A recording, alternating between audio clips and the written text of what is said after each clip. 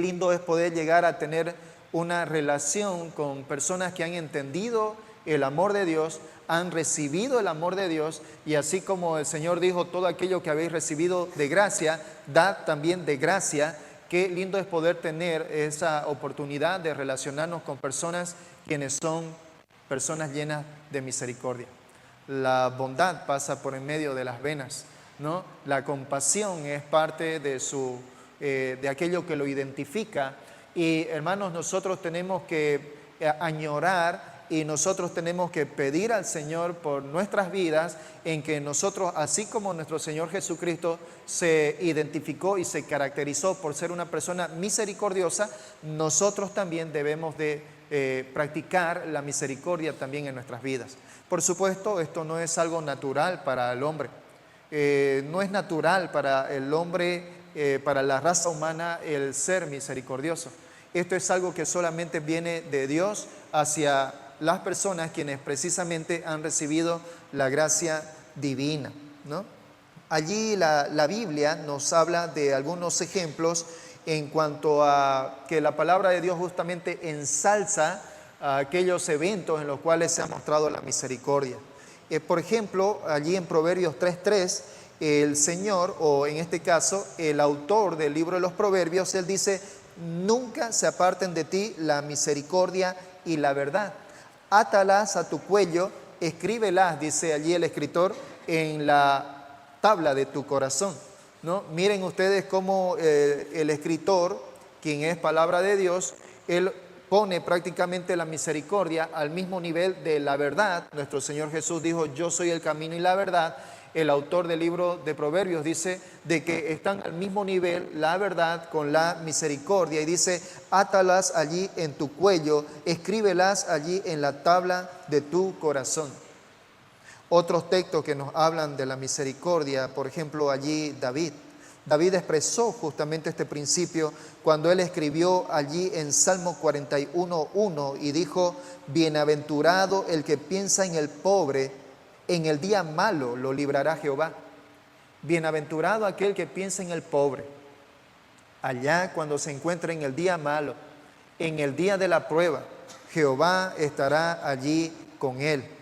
También Salomón, evidentemente, él dijo estas palabras en Proverbios 11:17. Salomón dijo: a su alma hace bien el hombre misericordioso, mas el cruel se atormenta a sí mismo, ¿no?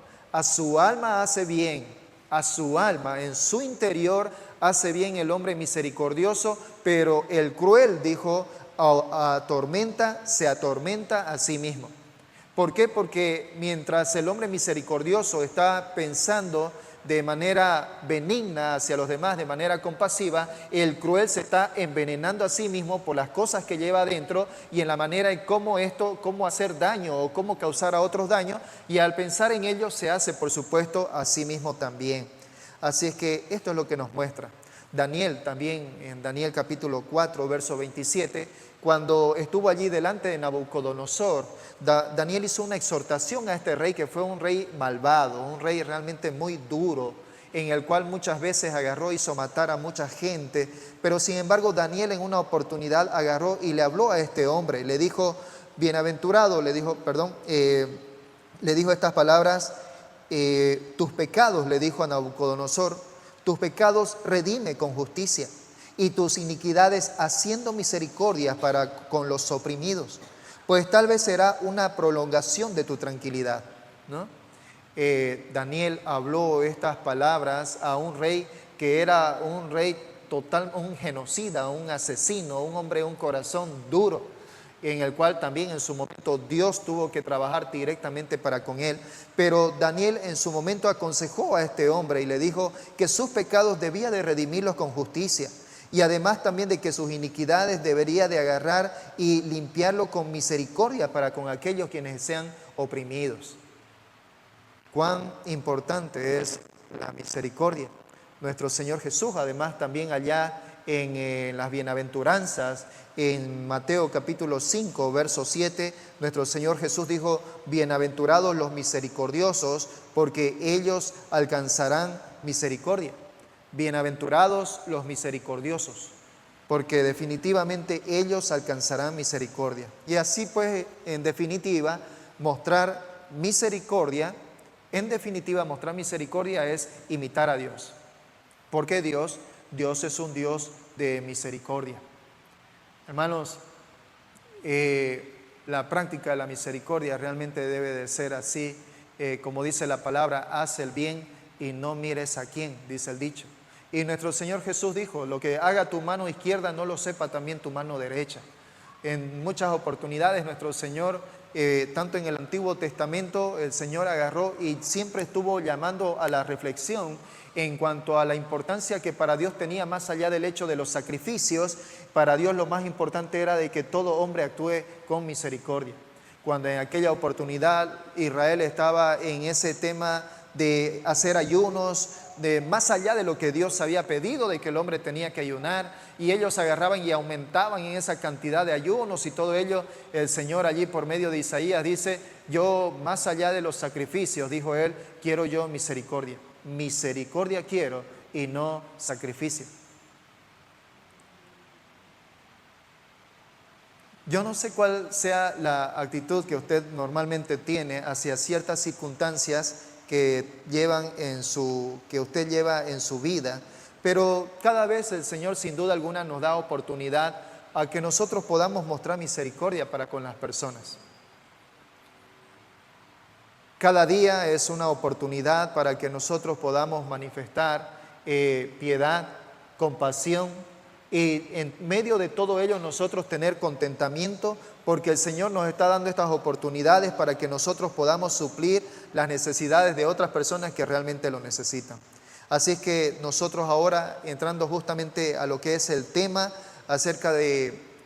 a propósito justamente del tema de hoy, que es el ministerio de misericordia de nuestro Señor Jesús, uno de los puntos del cual quiero hablarles es justamente de que para el Señor hay misericordia disponible.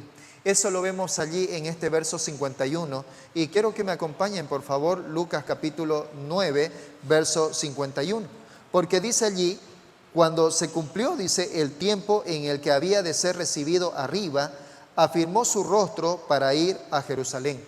Miren ustedes de que Lucas se compone de 24 capítulos, pero ya aquí en el verso 51, capítulo 9, verso 51, estando más o menos como que a 2 años y medio aproximadamente del ministerio de nuestro Señor Jesucristo que iba desarrollando aquí en la tierra, ya nuestro Señor Jesús entendía de que las cosas se iban acomodando para lo que Él posteriormente iba a ser entregado y martirizado allá en aquella cruz.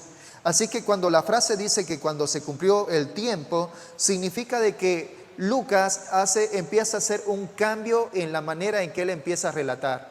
Porque antes de esto nuestro Lucas había hablado acerca de los ángeles que se le aparecen a María, habla acerca del nacimiento de Jesús, habla acerca de Jesús a sus 12 años en ese evento que aconteció, habla de las pruebas que tuvo nuestro Señor Jesucristo para con Satanás, y está allí hablando acerca de su ministerio, y de pronto surge este contraste en el verso 51.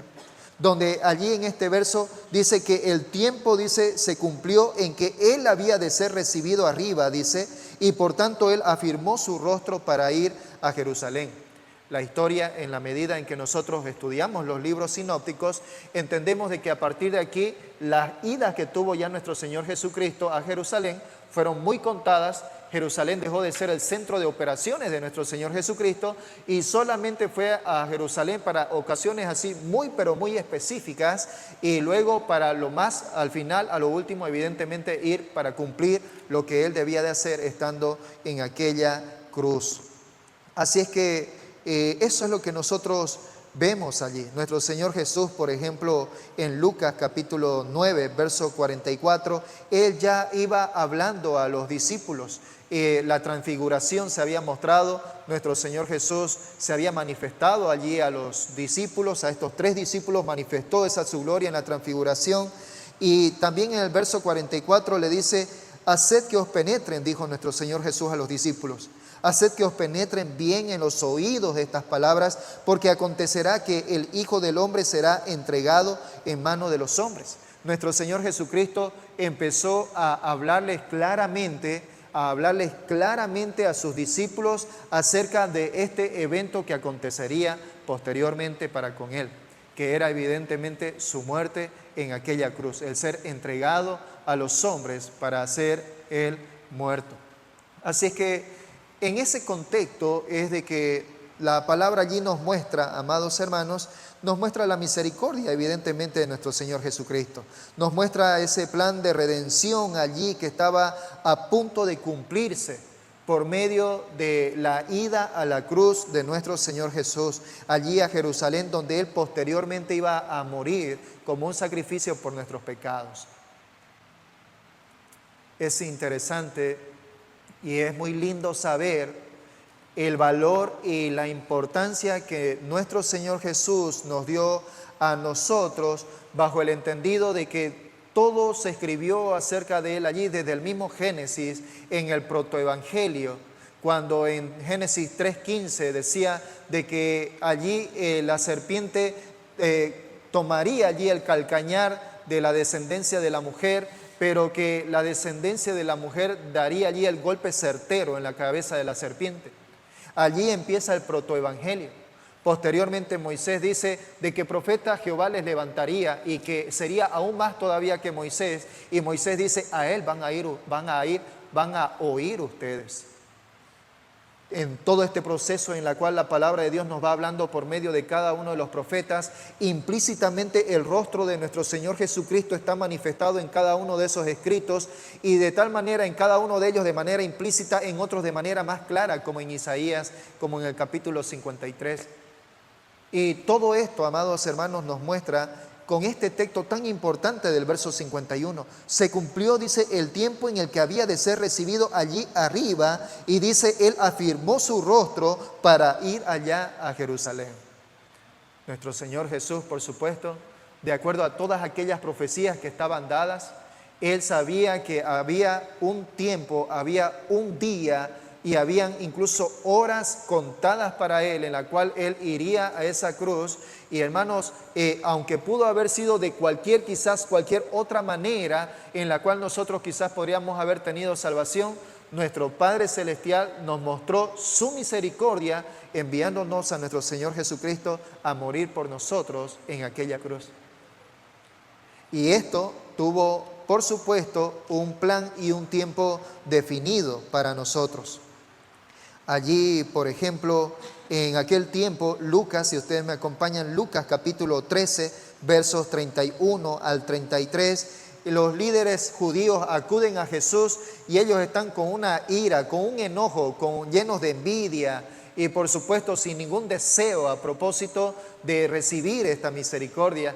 Ellos se acercan a nuestro Señor Jesucristo y le dice estas personas, le dicen, aquel mismo día llegaron unos fariseos diciéndole, sal y vete de aquí porque Herodes te quiere matar.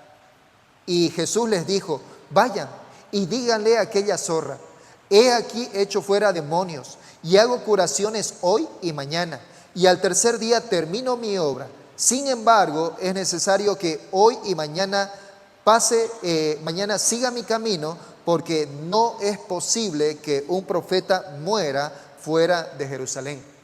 Nuestro Señor Jesús evidentemente sabía incluso dónde era el lugar donde Él tenía que morir.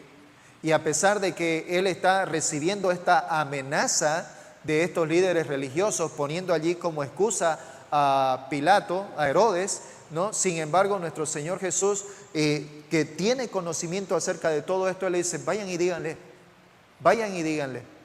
muéstrenle, díganle esto, pero además aquí no es el lugar donde yo voy a morir, sino que mi lugar donde yo voy a morir es en Jerusalén. Hermanos, qué importante es tener conocimiento acerca de esto. Nuestro Señor Jesús, Él teniendo claridad acerca de aquello que se vendría para Él, de que un día Él tendría que ascender a los cielos, Él en ese momento y durante todo el proceso de su vida y principalmente ministerio, nuestro Señor Jesucristo demostró realmente misericordia permanente sobre nosotros.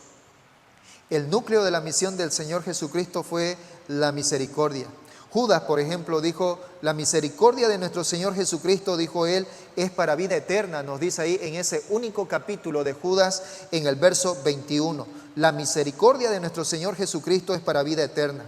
Así es que Él fue en una misión, nuestro Señor Jesucristo, en una misión de misericordia para morir del único modo en que pecadores sin merecimiento alguno pudieran recibir la compasión divina a fin de ser redimidos del pecado y del infierno eterno.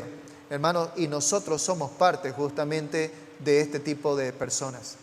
Nosotros somos parte de esta cantidad de personas, de este remanente en el cual nuestro Señor Jesús pensó en cada uno de nosotros.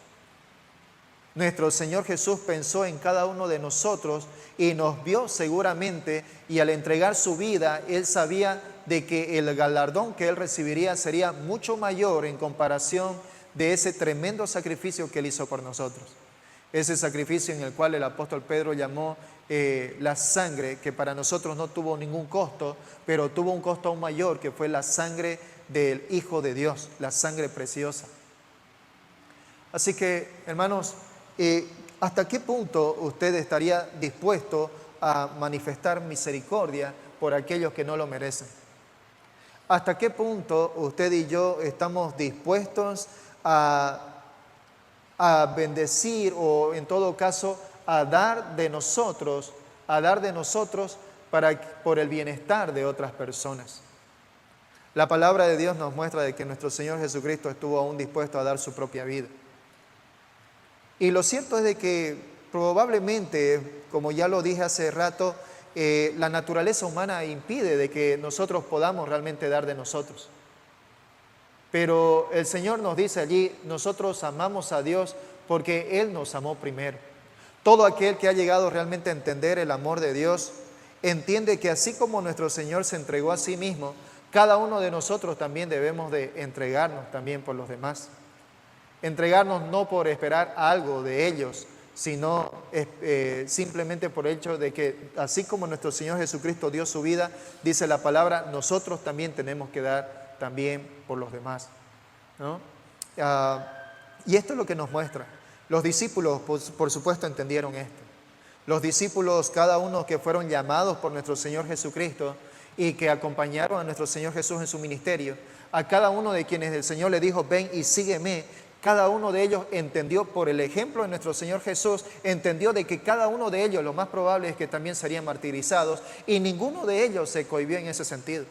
Ninguno de ellos se inhibió, ninguno de ellos rechazó la muerte, y es más, aún incluso personas como Pedro, en la cual la tradición menciona que aún el apóstol Pedro no solamente estuvo dispuesto a morir crucificado, sino que además él dijo, no, ni siquiera quiero tener el privilegio de morir como Jesús, y él prefirió agarrar y morir aunque sea con la cruz volcada, con tal de que él tenga ese privilegio de morir por la salvación de los demás. Hermanos, ¿qué estaría usted dispuesto a dar? ¿Hasta qué punto usted estaría dispuesto o dispuesta a mostrar misericordia como nuestro Señor Jesucristo lo mostró? Muchas veces, evidentemente, somos personas muy duras. Muchas veces estamos quizás nosotros analizando, o muchas veces estamos sopesando, o muchas veces estamos evaluando hasta qué punto nosotros podríamos o estaríamos dispuestos a hacer algo por los demás. Muchas veces condicionamos nosotros el bien que queremos hacer por las personas. Muchas veces cuando damos a algo o a alguien, a una persona, damos algo y de pronto viene una segunda vez y bueno, le volvemos a dar de nuevo, nos dolió un poquito, y de repente viene una tercera vez y no, como que ya decimos, parece que ya me está tomando como un soncito, un opita, y otra vez quiere que le dé. Hermanos, nuestro Señor Jesucristo nos mostró mucha misericordia a nosotros. Y aún, por supuesto, lo sigue mostrando. En esta vida que nosotros llevamos, una vida llena de imperfecciones, pero a lo cual la palabra de Dios dice que la meta del Señor es que nosotros cada vez más, cada día nos parezcamos más a Él, no dejamos de pecar. Y su misericordia está allí para con nosotros. Muchas veces fallamos, definitivamente. Cada día seguramente nosotros fallamos en algunas cosas, pero allí está nuevamente Su palabra dice, su misericordia es nueva cada día para con nosotros. Así es que para el creyente, amado hermano, el mostrar misericordia debe de ser algo natural, porque es algo que el Señor ha puesto en el corazón del creyente. Más adelante, en estos versos 52 al 56, la palabra allí continúa y dice, y envió mensajeros delante de él, los cuales fueron y entraron en una aldea de los samaritanos para hacerle preparativos. Mas no le recibieron porque su aspecto era como de ir a Jerusalén. Viendo esto, sus discípulos Jacobo y Juan dijeron, Señor, ¿quieres que mandemos que descienda fuego del cielo como lo hizo Elías y los consuma a todas estas personas? Entonces, volviéndose Jesús hacia él, los reprendió hacia ellos. Los reprendió diciendo, ustedes no saben de qué espíritu son. Porque el Hijo del Hombre no ha venido para perder las almas de los hombres, sino para salvarlos. Y dice allí, y se fueron a otra aldea. Así que con esto, amados hermanos, lo que nuestro Señor Jesucristo está demostrando a sus discípulos en ese momento, en ese evento, es justamente lo que nosotros podríamos denominar el carácter inclusivo de lo que es realmente el Evangelio. El Señor no nos ha llamado a que nosotros vivamos en una vida de exclusividad solo entre nosotros mismos y nada más. El Señor nos ha llamado a que nosotros tenemos que mostrar el Evangelio como algo inclusivo y que está justamente para todas las personas. El Evangelio está para todos, queridos hermanos. Y el Evangelio está, por supuesto, totalmente impregnado, otra vez, impregnado de misericordia. Así que nuestro Señor allí muestra que en este proceso de que Él tenía que viajar allí a Jerusalén, Él dice allí de una forma sorprendente, Él decide, dice, primero viajar por Samaria. Hay un contexto histórico evidentemente detrás de todo esto. Hablar de Samaria, estamos hablando de siglos antes de nuestro Señor Jesucristo, en una historia allí muy importante. Historia como en el 722 que conocemos. Israel del norte es llevado para Siria. Todo ese territorio entonces queda vacío, solamente quedan mujeres allí. Y lo que hace el rey de Asiria es traer gente de otros lugares, gente idólatra, politeísta. Él agarra y trae toda esa gente, los trae y los lleva allí, a este lugar, a este territorio de Israel del norte, y entonces las mujeres judías se empiezan a casar y empiezan a surgir los matrimonios mixtos, y entonces allí donde empieza a haber justamente un tema de idolatría mixta, un tema de una religión mixta, porque por un lado adoraban a Dios y por el otro lado adoraban también a sus dioses. Justamente unos siglos atrás, en ese periodo intertestamentario, entre lo que viene a ser Malaquías y el inicio de Mateo, que fueron esos 400 años de silencio, se dice, o la historia menciona, de que hubo allí un gobernante, un macabeo. Su nombre recuerdo porque se llama Juan, al igual que yo, por supuesto. Este gobernante macabeo agarró y destruyó el templo de idolatría de los samaritanos, allí los destruyó. Y en el tiempo en el cual nuestro Señor Jesucristo vive y está allí en ese periodo de tiempo, el templo estaba destruido, pero sin embargo los samaritanos seguían adorando en el mismo lugar a ese Dios o a esos dioses que ellos tenían. Ellos, a pesar de que este gobernante macabeo había destruido ese templo con el fin de que estas personas samaritanas vengan y adoren allá en el templo en Jerusalén, ellos se obstinaron y durante todas esas décadas y décadas de años, ellos jamás fueron allá a adorar a Jerusalén, al templo. Siguieron adorando en idolatría allí en su templo destruido. Y la palabra de Dios nos muestra, hay allí, o sea, hay un contexto en el cual hay diferencias culturales y principalmente hay diferencias religiosas entre los samaritanos y los judíos, de tal manera que estas cosas no podían permitir de que entre ellos hayan amistad. Es más, en realidad todo lo contrario, entre ellos había una entera enemistad, había un odio racial tremendo. Decir de que uno de los líderes religiosos de Israel vaya y predique allí entre los samaritanos, eso era algo que jamás en la vida se vería, jamás en la vida. Y de que de los samaritanos vayan y adoren al templo en Jerusalén tampoco. Y allí está, en esa situación, en ese contexto cultural, religioso, nuestro Señor Jesucristo agarra y en una actitud de misericordia esto sorprende, porque nuestro Señor Jesucristo decide viajar justamente para Samaria, haciendo un recorrido allí con sus discípulos, ¿no? En el cual tenían que hacer todo un recorrido para agarrar muchos judíos. La mayoría de los judíos evitaban Samaria, se iban por otros lugares para llegar al otro lado, pero nuestro Señor Jesucristo acude allí y se va, dice, por esta aldea. El propósito de nuestro Señor Jesucristo era mandar mensajeros delante de Él para que ellos, dicen, preparen allí. ¿Qué tenían que preparar? Bueno, allí tenían que preparar los alimentos. Allí tenían que preparar el lugar donde Jesús y sus discípulos iban a dormir. Allí tenían que preparar todo lo que significaría para dar la oportunidad de que nuestro Señor Jesucristo hable el Evangelio, por supuesto, en el lugar. Entonces, en todo este pensamiento, en este deseo que nuestro Señor Jesucristo mostraba, evidentemente en todo eso había misericordia. El Señor Jesús quería salvar a la gente de este pueblo, gente idólatra, gente que no conocía a nuestro Señor Jesús, gente que no sabía quién era Jesús de Nazaret. Gente que cuando vio a nuestro Señor Jesús y decidió de que no querían aceptar a Jesús, su decisión de no aceptarlo no fue porque nuestro Señor Jesucristo conocieran algo de Él, lo desconocían totalmente. Solamente por el hecho de que ellos entendieron de que nuestro Señor Jesucristo adoraba allá en Jerusalén, ese fue el motivo principal por el cual ellos no quisieron que nuestro Señor Jesucristo tome estadía en el lugar con ellos, en Samaria, en esa aldea. Así es que fue debido justamente a esa situación en el cual, debido al rechazo justamente de los samaritanos, es que viene, dice aquí, estos dos discípulos, Jacobo y Juan. La Biblia nos dice claramente que estos eran hermanos, y en su momento, allí en Marcos capítulo 3, verso 17, ya nuestro Señor Jesucristo le había dicho a ellos: ustedes son Boanerges, les había dicho.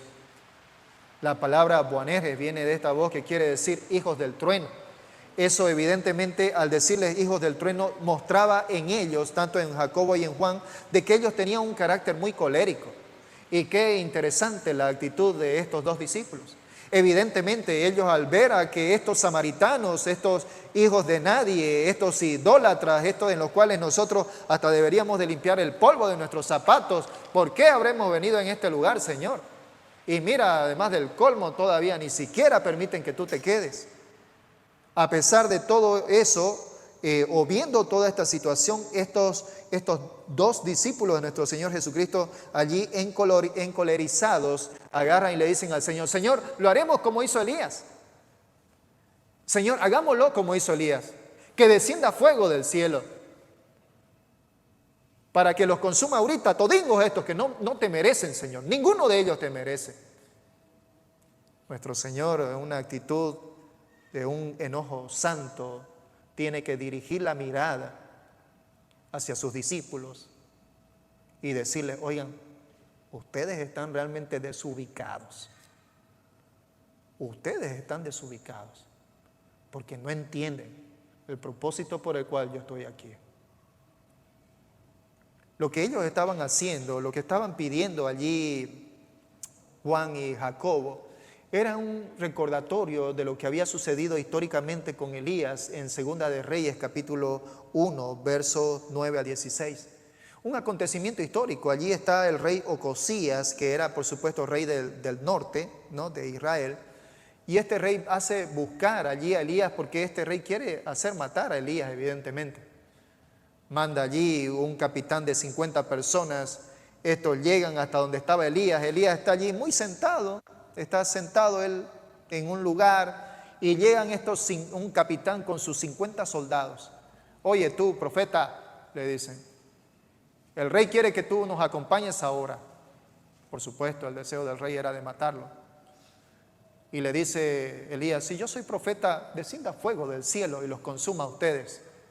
En ese momento fueron consumidos. Fuego del cielo literalmente cayó sobre ellos, dice la palabra, y los consumió. Así vino también la segunda vez otro capitán de 50 y pasó lo mismo. El rey mandó llamar a otro capitán de 50. Este fue mucho más inteligente y a la vez también evidentemente amante de su propia vida. Y llega Elías y le dice, de rodillas va delante de él y se pone de rodillas y le dice, si mi vida vale algo para ti, por favor, acompáñanos, el rey quiere verte. Elías, con esa actitud de ese capitán, entonces él agarra, él se levanta y acude allí con este capitán de 50 para ir a ver al rey. En ese contexto, esa situación, ese hecho histórico, es lo que estos Boanerges, estos hijos del trueno, toman como ocasión. ¿Recuerdan aquella oportunidad en que Elías, en otro contexto, en otra situación, había sucedido? Toman eso fuera de contexto para agarrar y decir, Señor, hagamos lo que Elías hizo. Que venga fuego del cielo y que los consuma, porque, Señor, esta gente de verdad, no, ¿para qué, Señor? Ni siquiera pierdas el tiempo. Hermanos, muchas veces nosotros probablemente tenemos una actitud igual. Muchas veces nosotros probablemente también mantenemos una actitud así de una indiferencia hacia lo que pasa o hacia el desdén que nos pueden mostrar algunas personas, y nosotros agarramos y de una forma natural actuamos de la misma manera con la cual ellos también nos están tratando. Nuestro Señor Jesús tuvo que agarrar y hacer una llamada de atención a sus discípulos y decirle, oigan, entiendan cuál es el propósito por el que he venido. Esta gente, al igual que ustedes allá en Israel, esta gente igual necesita mi evangelio. Porque así como quiero de Israel, de que en Israel todos vengan a salvación, también deseo que en esta comunidad escuchen mi palabra y crean también en mí. Hermanos, todos nosotros necesitamos aplicar en nuestras vidas lo que nuestro Señor dijo. Misericordia quiero y no sacrificio. Misericordia. Hermanos, cuán necesario es para el creyente de hoy el realmente actuar con misericordia delante de las personas. Preferimos tener un corazón duro. Preferimos dar lugar a las circunstancias y a las razones, entre comillas, para actuar con desdén hacia los demás, en lugar de actuar con humildad como nuestro Señor Jesucristo actuó. Nuestro Señor Jesús muchas veces nos llamó a nosotros a que nosotros debemos de ser compasivos. Nuestro Señor Jesucristo muchas veces nos ha llamado a que nosotros debemos de ser bondadosos. Nuestro Señor Jesucristo muchas veces nos ha llamado a que nosotros debemos de tener misericordia por las demás personas. ¿Cómo está nuestro corazón? Porque nuestro Señor también dijo, de lo que hay en el corazón sale naturalmente fuera por la boca. De lo que tenemos internamente en nosotros mismos, es lo que fluye y sale naturalmente de nosotros. Hermano, ¿qué es lo que normalmente sale de usted cuando se encuentra en una situación adversa delante de otras personas? ¿Qué es lo que usted piensa de ellos? ¿Qué es lo que inmediatamente sale de usted para con esas personas? Nuestro Señor quiere que dejemos todo ese tipo de diferencias, que nosotros dejemos de lado todo tipo de excusas o de razones, y que primeramente pongamos en nuestra mente aquello que Él quiere para nosotros. Misericordia quiero y compasión. Así que, hermanos, el Señor nos ha llamado a esto.